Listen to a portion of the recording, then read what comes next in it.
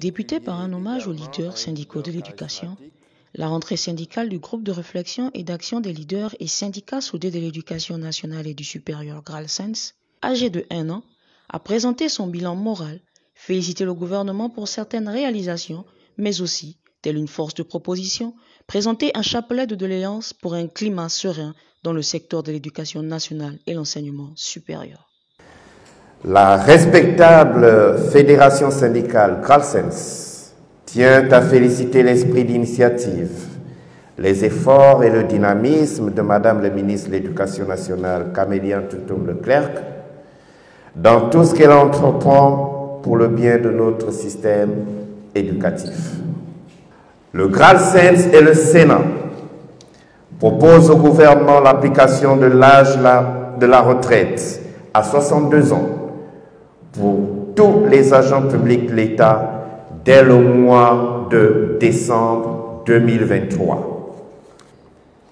Aussi, pour un fonctionnement efficient des secteurs éducation et recherche scientifique, le GRALSENS recommande-t-il l'équipement complet des laboratoires scientifiques, les laboratoires de sciences, dans les établissements scolaires et le recyclage de tous les professeurs de sciences. La reprise des travaux de la commission ministérielle d'examen des dossiers de recrutement direct sur la base de l'arrêté 0156. L'application du décret numéro 00023/PR/MEFBP du 6 janvier 2005 fixant les modalités de prise en charge par le budget de l'État des déplacements des agents publics. Le traitement obligatoire de tous les dossiers de la précommission en commission souveraine de mutation-affectation suivi d'un procès-verbal signé par tous les commissaires.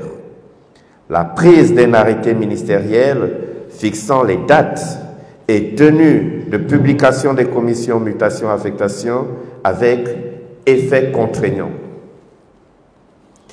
La non-application de la note numéro 1482-MENFC-SG-DCRH du 20 septembre 2022 ayant pour objet la signature des attestations de prise et reprise de services publiées par le secrétaire général de l'Éducation nationale, une note qui démontre la méconnaissance totale des conventions de l'UNESCO par les responsables de notre administration.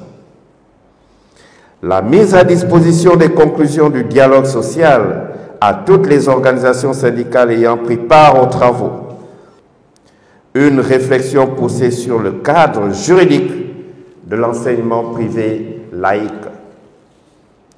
La fin du traitement de faveur accordé aux uns au détriment des autres dans l'enseignement privé catholique. L'arrêt de l'usage obligatoire des livrets d'activité qui constituent un véritable socle commun d'abrutissement et de la paresse tant pour l'enseignant que pour l'élève. L'uniformisation des carnets de liaison. L'arrêt de l'arnaque organisée par les chefs d'établissement en complicité avec les associations des parents d'élèves sur les frais d'inscription et de réinscription. Une réflexion poussée sur le statut administratif et juridique des personnels, la main-d'œuvre non permanente exerçant dans les établissements secondaires et supérieurs. Le paiement de la prise en charge des observateurs du CEP et du BPC 2022. Pour l'enseignement supérieur, le GRALSENS dénonce l'octroi depuis plus d'une décennie de la prime d'incitation à la recherche aux enseignants-chercheurs dont nous ne voyons ni laboratoire de recherche, ni invention ou découverte scientifique au bénéfice du pays et des populations. Le non-paiement des primes de rendement et d'inscription à l'Institut supérieur de technologie de Libreville, l'absence de lisibilité de l'Institut supérieur de technologie de Port-Gentil, dont le responsable a été affecté à l'Institut supérieur de technologie de Libreville par la directrice générale de cette institution, qui n'est autre que sa propre mère. l'absence de dialogue social pour traiter des préoccupations des agents de l'enseignement supérieur, la tenue d'un conseil d'administration illégal au Sénarest par le commissaire général du Sénarest et qui avait été présidé par le ministre de l'enseignement supérieur. Donc, conseil d'administration qui ne répondait pas au texte fondateur de cette institution. Le traitement illégal des agents du Sénarest dont la part patronale n'est pas reversée à la CNSS depuis 2009 et dont de nombreux agents sont sur présalaire depuis plus de 10 ans. La non-implication des partenaires sociaux dans les examens et concours de l'ITO, l'IST, l'IUSO, l'INSG, l'US, etc. La présence imposée du coordonnateur du concours d'entrée à l'IST 2022 à toutes les réunions de direction par la directrice générale de l'IST au mépris de la déontologie administrative.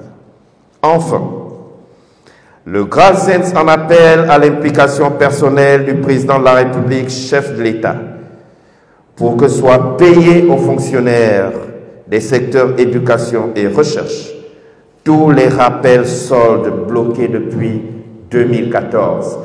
Nous rappelons que les rappels soldes ne sont pas une faveur que nous demandons au gouvernement. Les rappels résultent tout simplement du fait que le gouvernement nous ait utilisés pendant un certain nombre d'années sans nous rétribuer ce qui nous revient de droit en termes d'émoluments de salaire.